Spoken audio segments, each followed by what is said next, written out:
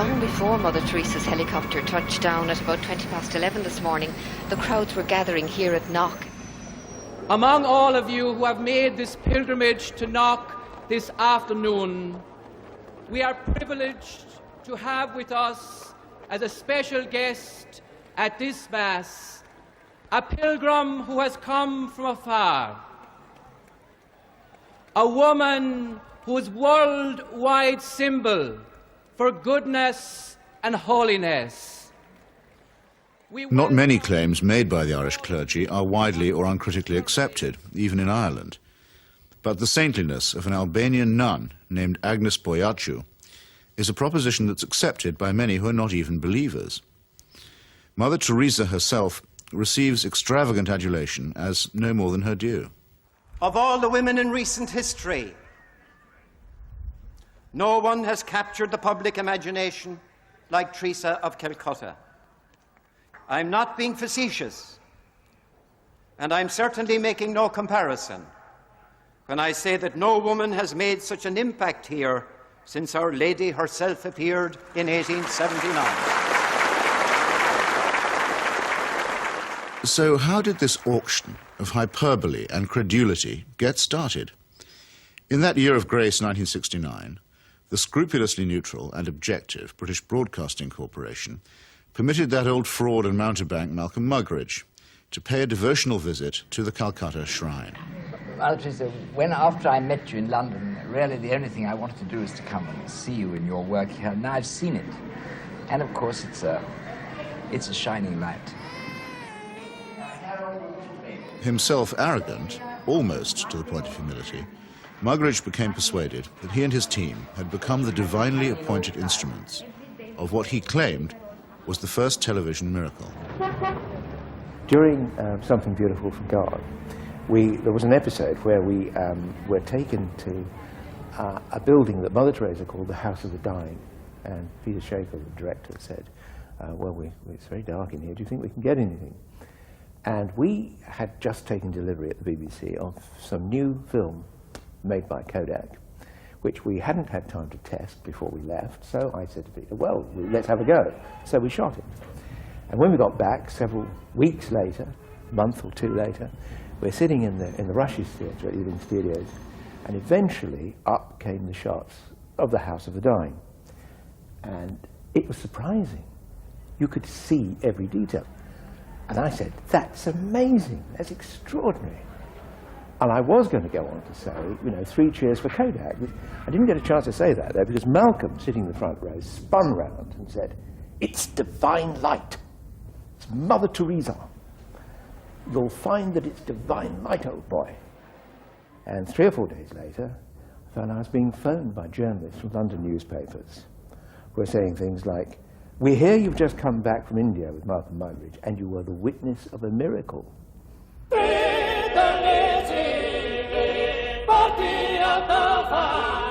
And a star was born.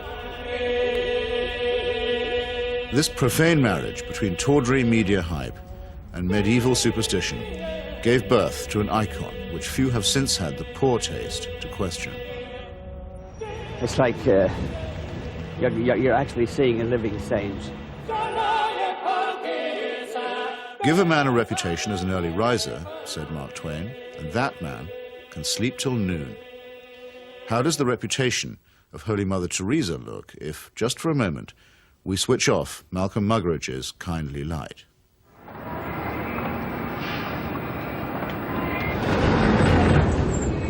Mother Teresa is a Nobel Prize winner. She's a symbol. People in the West talk about her, so Indians adopt her at that level. The fact that what she does on the streets of Calcutta is really irrelevant to them. They couldn't care about it, and most of them don't even know. But Mother Teresa is the sort of figure you show to visitors.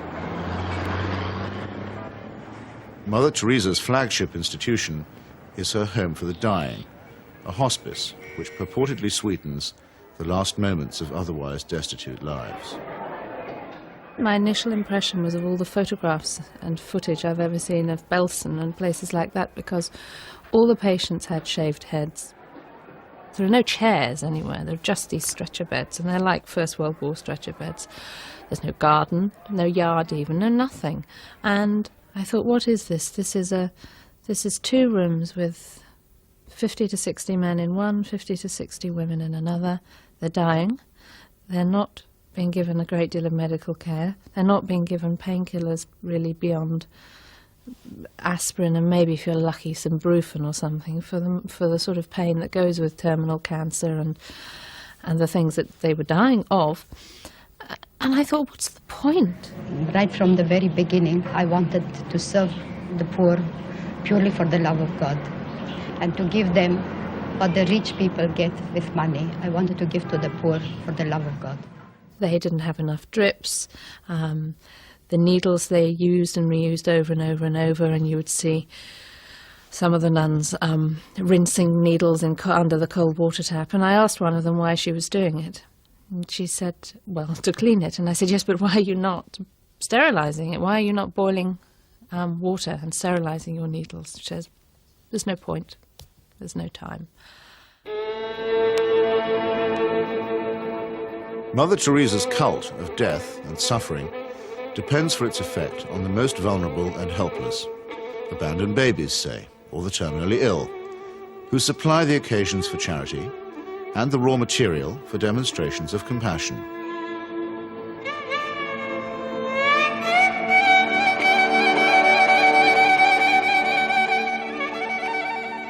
The first day I was there, when I'd finished working in the women's ward, I went and waited on the edge of the men's ward for my boyfriend, who was looking after a boy of 15 who was dying. And an American doctor told me that she had been trying to treat this boy and that he had a really relatively simple kidney complaint that had simply got worse and worse and worse because he hadn't had antibiotics, and he actually needed an operation. I don't recall what the problem was. She did tell me. And she was so angry, but also very resigned, which so many people become in that situation. She said, well, they won't take him to hospital. And I said, why? All you have to do is get a cab, take him to the nearest hospital, demand that he has treatment, get him an operation. She said, they don't do it. They won't do it. If they do it for one, they do it for everybody. And I thought, but this kid's 15.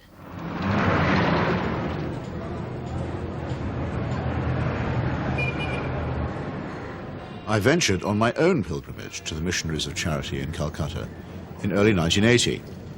Who could fail to be touched by the work of the orphanage? Not I, though I did find myself a little put off by the mission's motto, he that loveth correction, loveth knowledge. Bit of a workhouse ring to that, perhaps. But it was Mother Teresa herself who completed the wreckage of the effect. As we stood by the tiny cots, she turned and said, this is how we fight abortion and contraception in Calcutta. Now, it might be argued that a campaign against family planning is low on the list of Calcutta's many pressing needs. But as a leading member of the Pope's fundamentalist tendency on matters of sex and procreation, Mother Teresa has made this single issue into her global crusade. The greatest destroyer of peace today is the cry of the innocent, unborn child. If a mother can murder her own child in her own womb, what is left for you and for me to kill each other? Tenderness about the unborn is an emotion that I share myself. But tenderness about the unborn also becomes an overtly political matter when it's preached by a presumable virgin who also campaigns against birth control. Let us promise Our Lady, who loves Ireland so much, that we will never allow in this country a single abortion.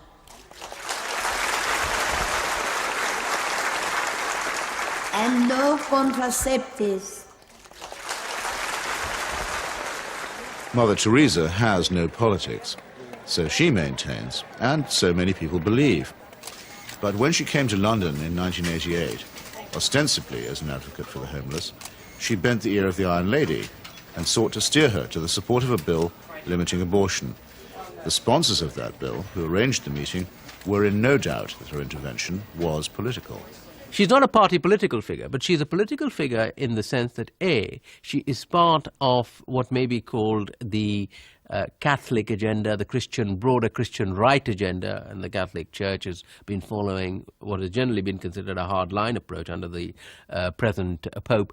Now, she's part of that agenda, and that is fairly political agenda. I mean, you know, no abortion, opposition to birth control, ideas like that are fairly, you could say they would be contested in the political arena. And the second factor is that she is also part, if you like, of the Western agenda, where the West is still part of the third world. The rich world has a poor conscience. It wants, in fact it needs, to think that someone, somewhere, is doing something about the third world. And the Mother Teresa myth ministers to this desire. Here is a Western woman who has forsaken her life, albeit whatever life she might have had in Albania, you know, for sacrifice herself for the people of the third world. It makes the West feel better, you know. This is one of us again, once again rescuing the third world. Raising the roof. Yes, raising the roof. He's got his rations. Yes, he's got it, he's cleaning it. And then pecho shop. In the subliminal appeal that she generates, there is something of the mission to the heathen, something of the old colonial outpost, and something of Florence Nightingale. While in the silent and abject demeanour of her patients, there is something of the deserving poor. The great white hope in this iconography takes on the big black hole. And the rewards are by no means all in heaven.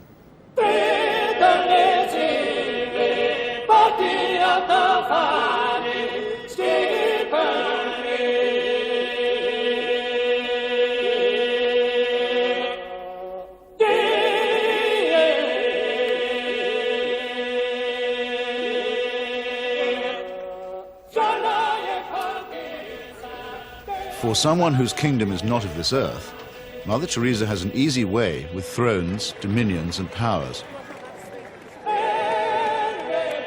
Why do the rulers of this sinful and selfish world find her so awfully congenial? Is it because she returns the compliment? She may or may not comfort the afflicted, but she has certainly never been known to afflict the comfortable. Some people see her here, posing with Ron and Nancy. In the truest sense, citizens of the world. Mother Teresa is. The very hand that bestowed the Medal of Freedom on Mother Teresa armed and paid the death squads of Central America. Accepting the award, with her customary modesty, on behalf of all the world's poor, she croaked, "I never realized that you loved the people so tenderly." I must say, I hadn't noticed that either. Reagan's proxies murdered, among many others, 4 American nuns and the Catholic Archbishop of San Salvador at the very moment that he was celebrating Mass. But, visiting the slaughterhouse states of the region during that period, Mother Teresa found nothing untoward. Everything was peaceful in the parts of the country we visited, she claimed, after touring the killing fields of Guatemala, adding for good measure, "I do not get involved in that sort of politics."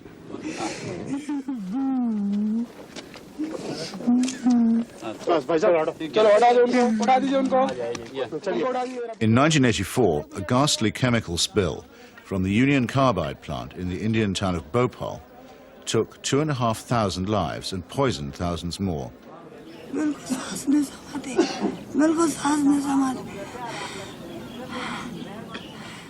This was an act not of God, but of a negligent multinational corporation.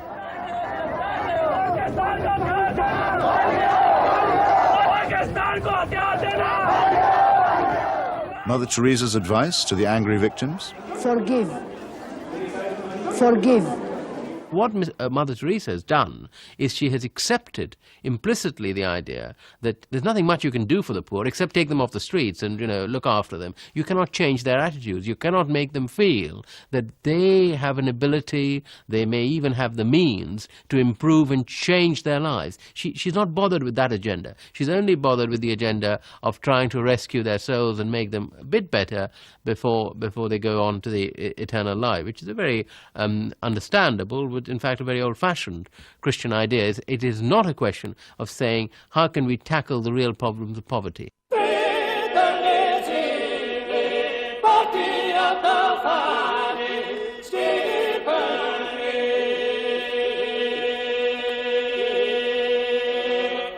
Like most people who claim to be apolitical, Mother Teresa is in practice and in theory an ally of the status quo, and when the status quo is threatened, a trusted ally of the conservative forces. This places her in bold contrast to those, even among the religious, who have rejected the fatalistic and submissive conclusions about poverty that are promulgated by Catholic traditionalists like her.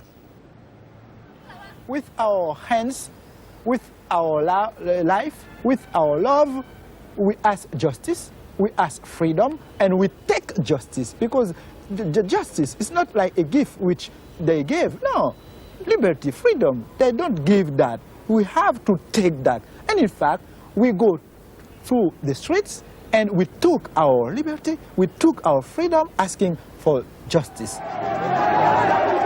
The Roman Catholic hierarchy has never forgiven Father Aristide, the legally elected president of Haiti, whom it regards as a base heretic. For his efforts to chase the moneylenders from the temple, he was banished from his order and forbidden to serve Mass. To the very last, the Vatican was the only foreign power to recognize the military junta that misruled Haiti. And the ground for this, too, was prepared by Mother Teresa. In 1980, she visited the island and accepted the Haitian Legion of Honor Award from Baby Doc Duvalier. She found much to praise in his corrupt, dynastic regime, telling astonished reporters that she had, quote, never seen the poor people being so familiar with their head of state as they were with the Duvaliers. It was a beautiful lesson for me, she simpered. I've learned something from it. The Haitian people, indeed, could not wait to get close to the Duvaliers, who in their turn moved forever to the French Riviera.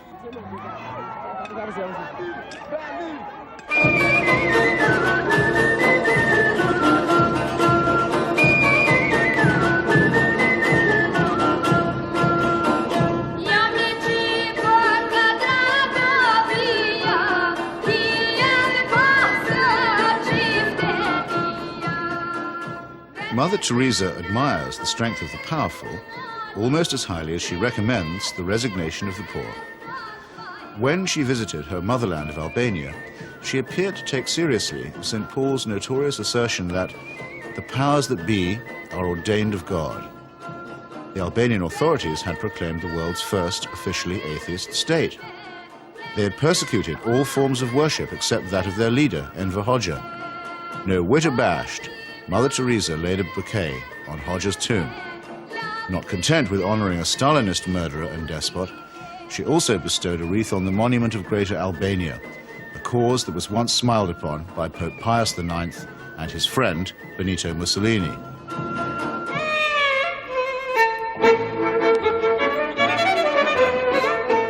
Albania is, for secular reasons, quite rich in orphans. So there was ample scope for an orphanage specialist to praise the institutions of the regime while keeping silent about its victims.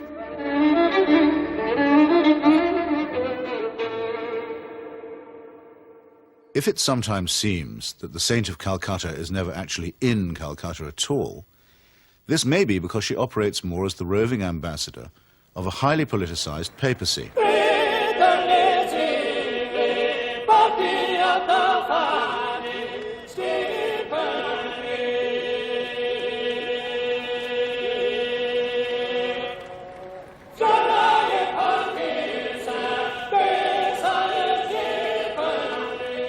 Vatican foreign policy has taken her from the shores of Lebanon, where the Roman Catholic militia perpetrated the mass murder at the Sabra and Shatila camps, to Nicaragua, where the Cardinal was the patron of the Contras, to Armenia, where she helped Mother Church gain a foothold in the Soviet Union.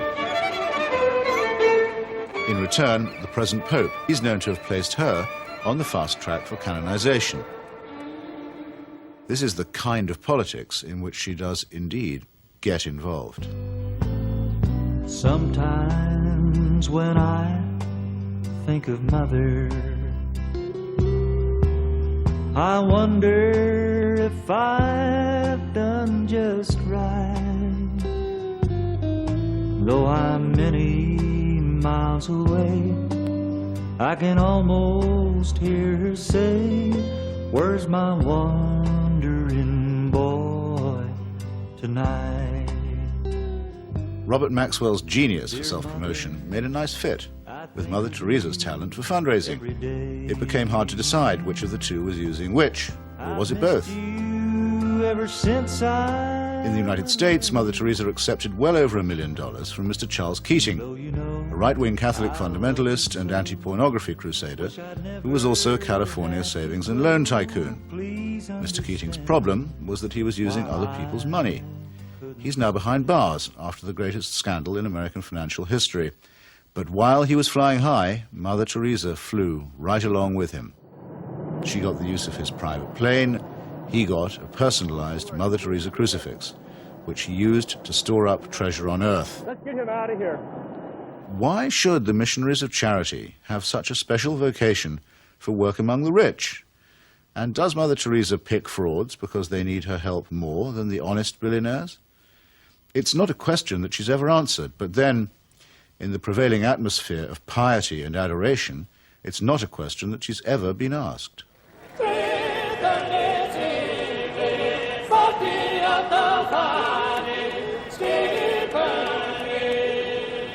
The Teresa cult is now a missionary multinational, with annual turnover in the tens of millions. If concentrated in Calcutta, that could certainly support a large hospital, and perhaps even make a noticeable difference. But Mother Teresa has chosen instead to spread her franchise very thinly. To her, the convent and the catechism matter more than the clinic. Now we are in 105 countries and we have 500 convents all around the world, without counting India. Beautiful.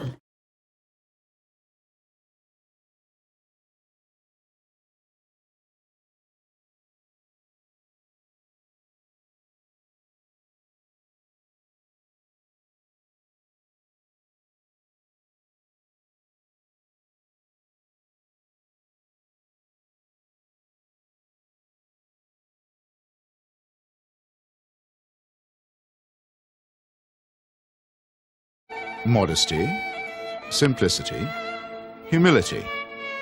By these canonical keywords, we are taught that we may recognize saints. Yet Mother Teresa regards herself as mandated by heaven, which is hardly modest. She lends spiritual solace to dictators and to wealthy exploiters, which is scarcely the essence of simplicity. And she preaches surrender and prostration to the poor, which a truly humble person would barely have the nerve to do.